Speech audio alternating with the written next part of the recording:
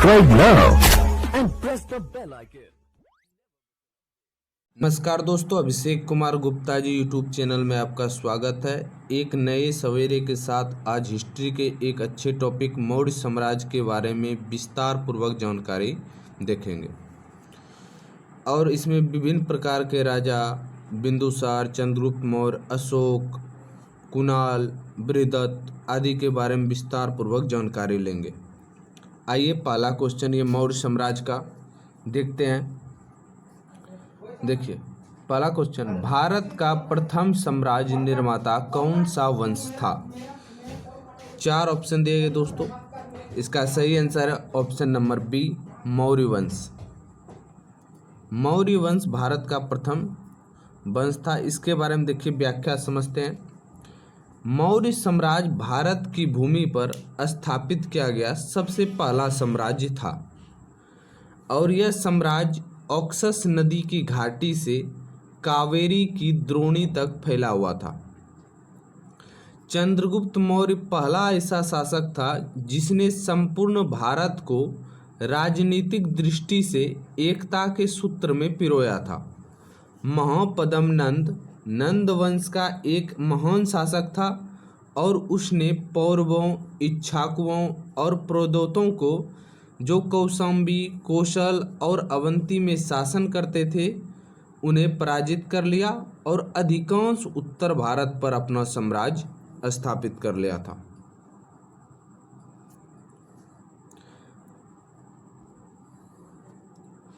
इसमें देखिए मौर्य साम्राज्य भारत की भूमि पर स्थापित किया गया था। सबसे पहला साम्राज्य था ऑक्सस की घाटी से कावेरी द्रोणी तक।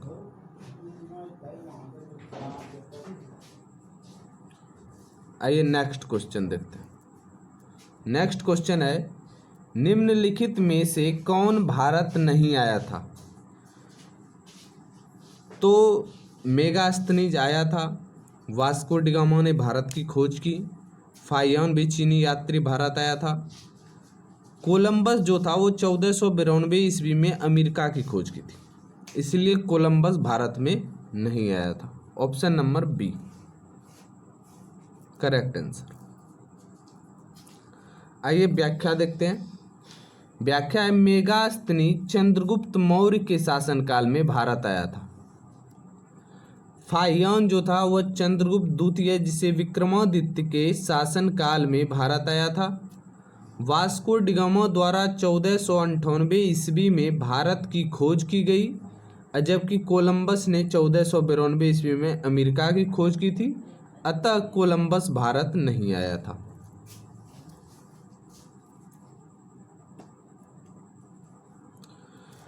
आइए नेक्स्ट क्वेश्चन मौर्य साम्राज्य का, मेगास्थनीज किसके दरबार में था? मेगास्थनीज चंद्रगुप्त मौर्य के दरबार में था।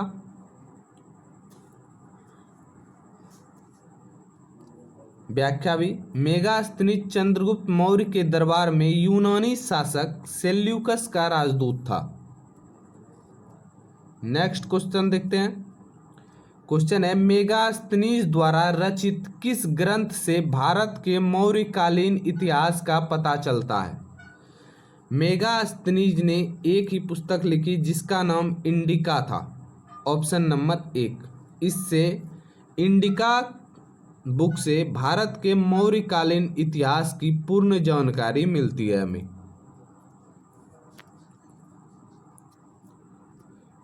मेगास्थनीज द्वारा रचित पुस्तक इंडिका से मौर्यकालीन इतिहास पर प्रकाश पड़ता है। मेगास्थनीज यूनानी राजा सेल्यूकस का राजदूत था। वह चंद्रगुप्त मौर्य के शासनकाल में भारत आया था। इसके पूर्व मेगास्थनीज आर्कोसिया के क्षत्रप के दरबार में सेल्यूकस का राजदूत रह चुका था। मेगास्थनीज सेल्यूकस निकेटर का राजदूत था। नेक्स्ट क्वेश्चन है, इंडिका निम्नलिखित में से किसकी कृति है? इंडिका के लेखक मेगास्थनीज हैं। नेक्स्ट क्वेश्चन दोस्तों, अपने साम्राज्य के विस्तार में चंद्रगुप्त मौर्य की सहायता किसने की थी? साम्राज्य विस्तार में चंद्रगुप्त मौर्य की सहायता चाणक्य ने की थी। चाणक्य चंद्रगुप्त मौर्य का गुरु था और बाद में उनका प्रधानमंत्री भी बना। दोस्तों, चाणक्य को कौटिल्य व विष्णुगुप्त के नाम से भी जाना जाता है। चंद्रगुप्त मौर्य का प्रधानमंत्री व महान एक पुरोहित था, प्रधान जिसे कहते हैं। वह बहुत ही कूटनीतिक व्यक्ति था। चाणक्य इसने चंद्रगुप्त मौर्य को प्रशिक्षण एवं उसके मार्ग निर्देशन का कार्य किया था, जिसके कारण उसे साम्राज्य विस्तार में सहायता मिली थी।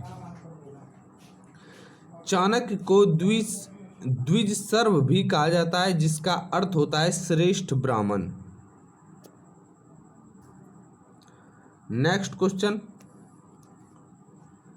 प्राचीन भारत का वह प्रसिद्ध शासक जिसने अपने जीवन के अंतिम दिनों में जैन धर्म को अपनाया था। जीवन के अंतिम दिन में जैन धर्म अपनाने वाले शासक चंद्रगुप्त मौर्य थे, जिन्होंने मैसूर के श्रवणबेलगोला में अपना अंतिम समय व्यतीत किया था।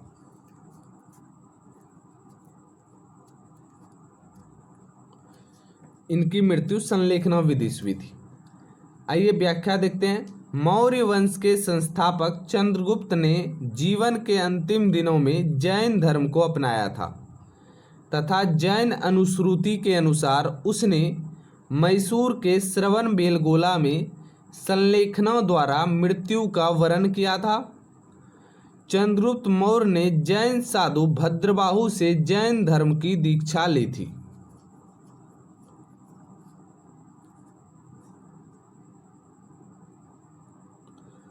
नेक्स्ट क्वेश्चन है, चाणक्य किसका प्रधानमंत्री था? चाणक्य चंद्रगुप्त मौर्य का प्रधानमंत्री था। चाणक्य चंद्रगुप्त मौर्य का प्रधानमंत्री था। चाणक्य की सहायता से ही चंद्रगुप्त मौर्य ने मगध साम्राज्य की स्थापना की। चाणक्य बिंदुसार का भी प्रधानमंत्री रहा था। नेक्स्ट क्वेश्चन देखते हैं दोस्तों। क्वेश्चन है,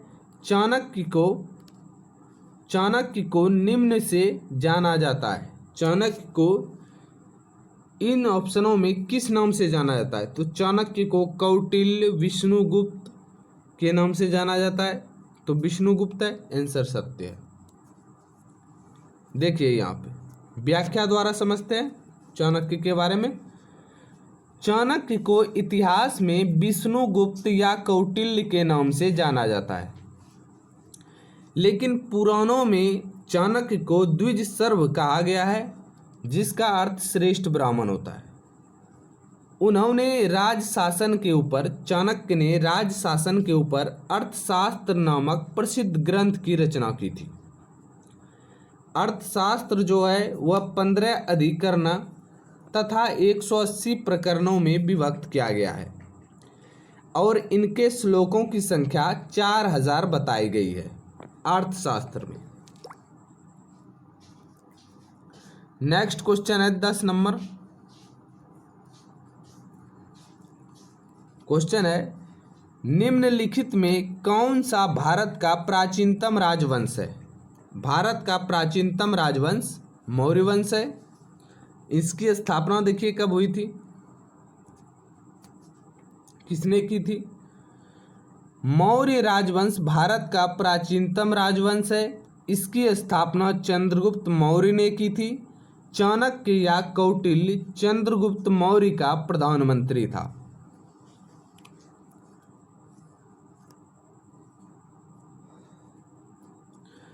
क्वेश्चन है, निम्नलिखित में से प्राचीनतम राजवंश कौन सा है? मौर्य वंश। आइए देखते हैं इसकी स्थापना। सबसे प्राचीनतम राजवंश नंद वंश है। नंद वंश का शासनकाल 344 ईसा पूर्व से 323 ईसा पूर्व तक।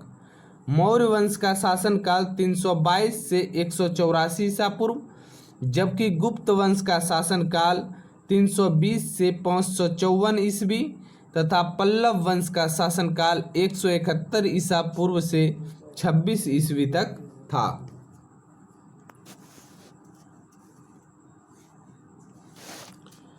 इसीलिए उपयुक्त आंसर में दोस्तों यहाँ पे सबसे प्राचीनतम राजवंश कौन है?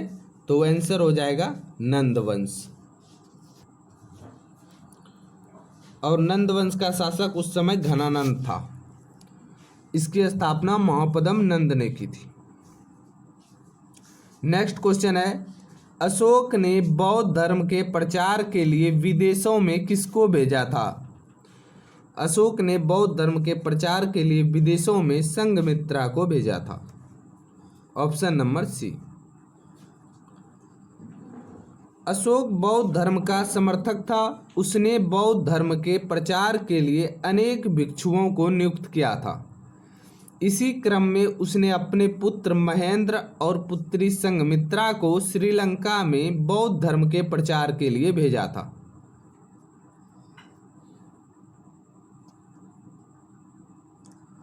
नेक्स्ट क्वेश्चन है 13 नंबर, अशोक किस वंश से संबंधित है? अशोक मौर्य वंश से संबंधित है। अशोक के पिता का नाम बिंदुसार था और अशोक बिंदुसार का बेटा था।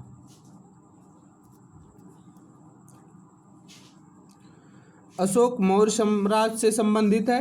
यह चंद्रगुप्त मौर्य के पौत्र तथा बिंदुसार के पुत्र थे। नेक्स्ट क्वेश्चन है कि ब्राह्मी लिपि को किसने स्पष्ट किया था? ब्राह्मी लिपि को जेम्स प्रिंसेप ने स्पष्ट किया था। अब देखिए, ब्राह्मी लिपि को संभवतः जो स्पष्ट करने का श्रेय है वह जेम्स प्रिंसेप को है। जेम्स प्रिंसेप कलकत्ता की टकसाल में अधिकारी थे।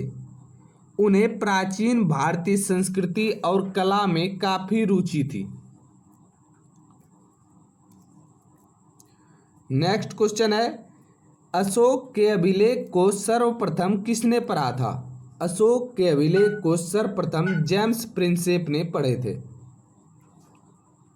1837 में। सर्वप्रथम 1837 में जेम्स प्रिंसेप नामक विद्वान ने अशोक के लेखों का अध्ययन किया। भंडारकर महोदय ने तो मात्र अभिलेखों के आधार ही अशोक का इतिहास लिखने का सलाध्य प्रयास किया था। नेक्स्ट क्वेश्चन है कि अशोक ने कौन सा धर्म अपनाया था? अशोक बौद्ध धर्म अपनाया था। Option number 1 correct answer. कब? देखिए, 261 ईसा पूर्व में कलिंग विजय के उपरांत अशोक ने बौद्ध धर्म को अपना लिया।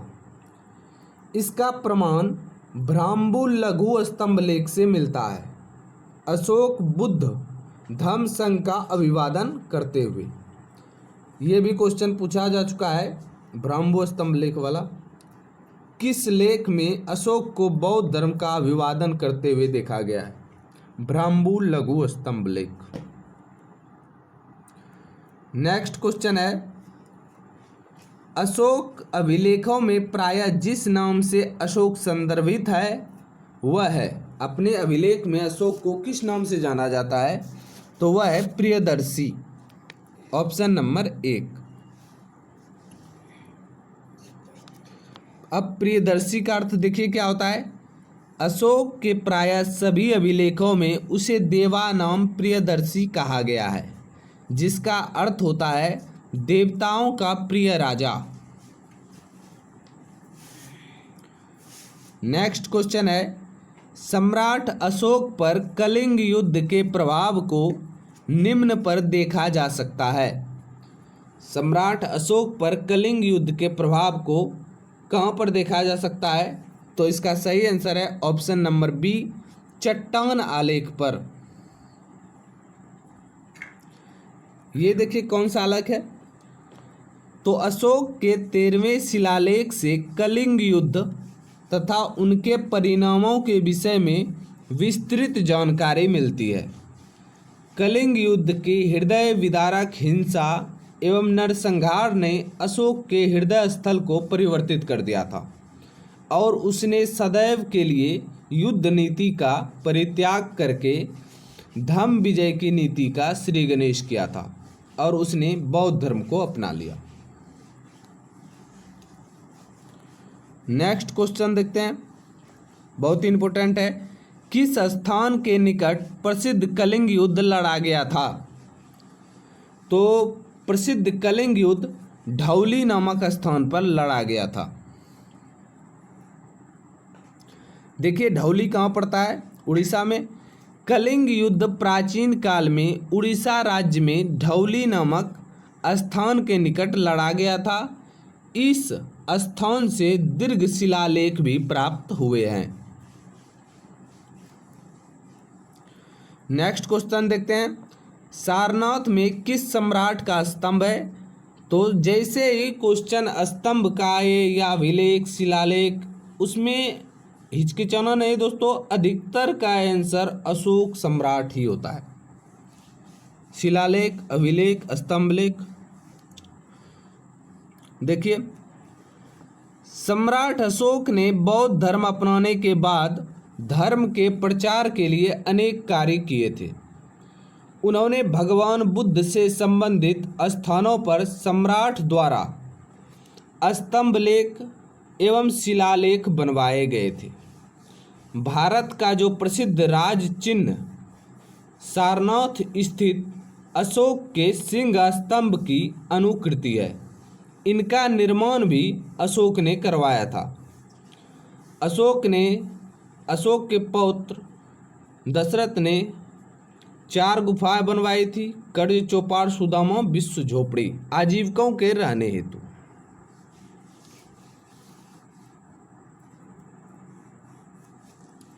Next question. सारनाथ का लोयन कैपिटल किस शासक से संबंधित है?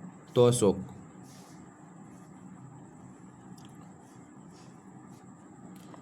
सारनाथ का लोयन कैपिटल अशोक से संबंधित है। यह अशोक के शासनकाल में बना था। नेक्स्ट क्वेश्चन है। अशोक ने अपने शिलालेखों में अपने समकालीन दक्षिण के किस राज्य का उल्लेख नहीं किया था? तो उस समय कुषाण का उल्लेख उन्होंने नहीं किया था। Option number C. देखिए अशोक के दूसरे शिलालेख में सुदूर दक्षिण के चोल, पांडेय, सत्यपुत्र, केरलपुत्र आदि राज्यों का उल्लेख मिलता है, किंतु कुषाण का उल्लेख कहीं नहीं मिलता। नेक्स्ट क्वेश्चन है। मौर्य साम्राज्य में प्रचलित मुद्रा का नाम क्या था? मौर्य साम्राज्य की प्रचलित मुद्रा पन थी। ऑप्शन नंबर 1 में। अब ये मुद्रा देखते हैं कैसे होती है। मौर्य साम्राज्य में प्रचलित मुद्रा पन थी। मौर्य काल में सिक्के सोने, चांदी तथा तांबे के बने होते थे। इन सिक्कों को निष्क और सुवर्ण कहा जाता था। चांदी के सिक्के को कारसापन या धरन कहा जाता था। तांबे के सिक्के को मासक कहलाते थे तथा काकनी भी तांबे का बना छोटा सिक्का होता था। निष्क मुद्रा इकाई निष्क और शतमान सोने के थे। या निष्क शब्द का उल्लेख सिक्के से होता है। निम्नलिखित में कौन मौर्य वंश का शासक नहीं है? तो अजातशत्रु मौर्य वंश का शासक नहीं था, यह हर्यक वंश का शासक था।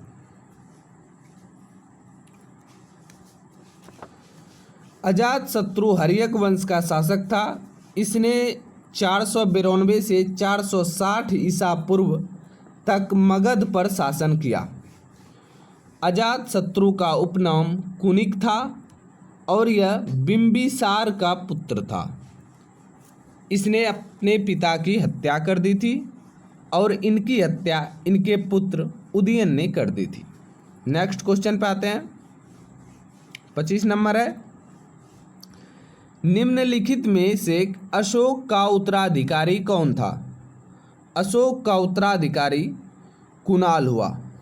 ऑप्शन नंबर 1 में। देखिए व्याख्या से। पुराणों और बौद्ध ग्रंथ दिव्यावदान के अनुसार अशोक का उत्तराधिकारी कुणाल था। बिंदुसार अशोक के पिता थे तथा राहुल गौतम बुद्ध के पुत्र हैं। नेक्स्ट क्वेश्चन, मौर्य वंश का अंतिम राजा था। बृहदत्त मौर्य वंश का अंतिम राजा था। आइए मौर्य वंश के देखते हैं कब पतन हुआ। मौर्य वंश का अंतिम राजा दोस्तों बृहदत्त था। पुष्यमित्र शुंग इसका सेनापति था, बृहदत्त का। इसने बृहदत्त को मारकर शुंग वंश की स्थापना 185 ईसा पूर्व में की थी। महाकवि बाणभट्ट ने हर्षचरित में लिखा है कि अनार्य सेनापति पुष्यमित्र शुंग ने अपने स्वामी बृहदत्त मौर्य को सेनाओं का निरीक्षण कराते समय कुचल डाला।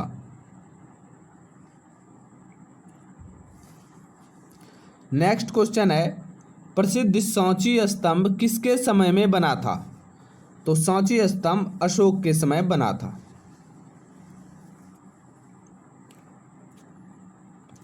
सांची का स्तंभ अशोक ने बनवाया था। सांची और सारनाथ के स्तंभों पर एक साथ 4 सिंहों की आकृति मंडित की गई थी। नेक्स्ट क्वेश्चन है, पाटलिपुत्र निम्नलिखित में से किन नदियों के संगम पर बसा है? तो पाटलिपुत्र गंगा और सोन नदी के संगम पर बसा है। देखिए, पाटलिपुत्र गंगा एवं सोन नदियों के संगम पर बसा है। इसकी स्थापना महाजनपद काल में हुई थी। परिशिष्ट पर्वन, गार्गी संहिता एवं वायु पुराण के अनुसार उदायन ने गंगा एवं सोन नदी के संगम पर पाटलिपुत्र नामक राजधानी नगर की स्थापना की थी। आइए दोस्तों, जितने क्वेश्चन ऑप्शन के साथ पढ़े उन सब का एक बार रिवीजन कर लेते हैं। देखिए, मौर्य समाज का वर्गों में विभाजन मेगास्थनीज द्वारा इंडिका में किया गया है। वो विभाजन था दार्शनिक, किसान, पशुपालक, कारीगर, शिल्पी, सैनिक, निरीक्षक तथा सभासद। नेक्स्ट है इसमें दिव्यावदान के अनुसार अशोक को बौद्ध धर्म स्वीकारने के लिए उपगुप्त ने प्रेरित किया था। उसके बाद आता है मौर्य वंश का प्रसिद्ध राजा बिंदुसार चंद्रगुप्त मौर्य का पुत्र एवं अशोक का पिता था। मौर्य वंश का महानतम शासक अशोक था।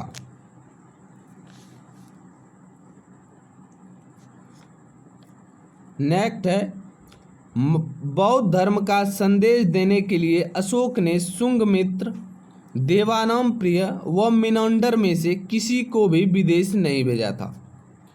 अशोक की धम्म नीति एवं शासन सिद्धांत का उल्लेख 14 मुख्य शिलालेखों में किया गया है। John F fleet, James Prinsep, Alexander Cunningham व जॉन मार्शल में जेम्स प्रिंसेप ने ब्राह्मी लिपि को पढ़ा था। तीसरी बौद्ध संगीति का आयोजन अशोक के शासनकाल में हुआ था। तीसरी बौद्ध संगीति का आयोजन पाटलिपुत्र में मोगलीपुत्र तिस्त की अध्यक्षता में किया गया था।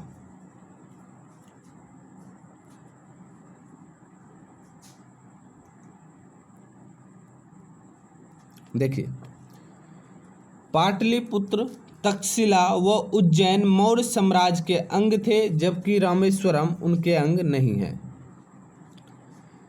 भारत सरकार द्वारा प्रतीक के रूप में सारनाथ स्थित स्तंभ के शीर्ष के 4 शेर को ग्रहण किया गया है। मध्य प्रदेश सांची स्तूपों के लिए प्रसिद्ध है। धमेक स्तूप सारनाथ में स्थित है। ग्रीक शासक सेल्यूकस को चंद्रगुप्त मौर्य ने हराया था। अशोक के लघु शिलालेख सिद्धापुरा, रूपनाथ, जटिंग, रामेश्वर तीनों स्थानों से प्राप्त हुए हैं। अपने साम्राज्य के विस्तार में चंद्रगुप्त मौर्य की सहायता चाणक्य ने की थी। धौली के निकट प्रसिद्ध कलिंग युद्ध लड़ा गया था। चंद्रगुप्त मौर्य के गुरु चाणक्य थे। कोलंबस भारत नहीं आया था। पाणिनि का संबंध संस्कृत व्याकरण से है।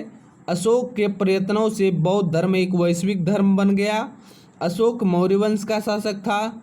शुंग वंश की स्थापना 185 ईसा पूर्व में पुष्यमित्र शुंग ने की थी।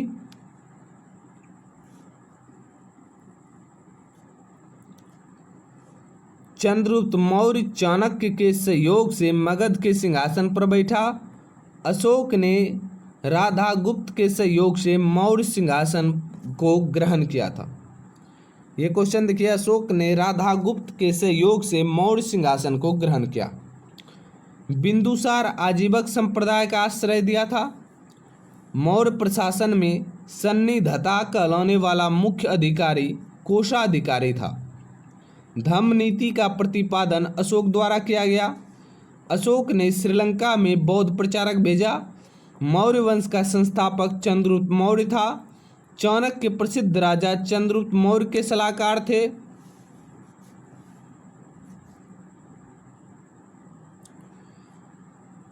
सारनाथ का सिंह स्तंभ मौर्य राजवंश की कला का नमूना है। प्राचीन कालीन शासन कला एवं राज व्यवस्था का उल्लेख अर्थशास्त्र में मिलता है। विशाख दत्त रचित प्राचीन भारतीय नाटक मुद्रा राक्षस का विषय चंद्रगुप्त मौर्य के काल में दरबार के षड्यंत्रों पर आधारित था। चंद्रगुप्त मौर्य के दरबार में यूनानी राजदूत मेगास्थनीज था। भारत का प्रथम राष्ट्रीय शासक चंद्रगुप्त मौर्य को जाना जाता है। कौटिल्य के अर्थशास्त्र में वंश इतिहास नहीं है।